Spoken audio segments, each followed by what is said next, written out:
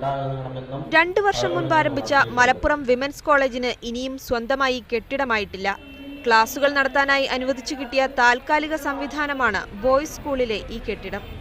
സ്കൂളിന് പുതിയ കെട്ടിടം പണിയാൻ ഈ കെട്ടിടം പൊളിച്ചു മാറ്റണം.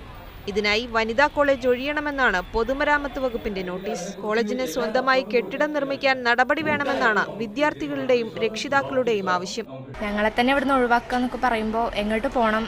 ഇനി ഞങ്ങളെ ഭാവിയൊക്കെ ശരിക്കും ഇപ്പോൾ വല്ലാത്തൊരവസ്ഥയിലാണ്. ഭയങ്കര ടെൻഷനുണ്ട്. ഇത് എത്രയും പെട്ടെന്ന് ഞങ്ങൾക്ക് വിദ്യാഭ്യാസ യോഗ്യമാക്കി തരിക എന്നുള്ളതാണ് ഇപ്പോൾ ഈ അവസ്ഥയിൽ ഞങ്ങൾക്ക് എല്ലാവരോടും പറയാനുള്ളത്.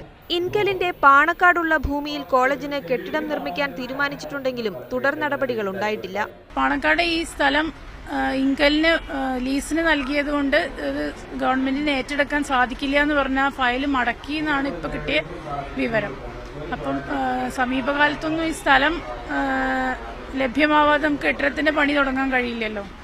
മീഡിയ 1 മലപ്പുറം.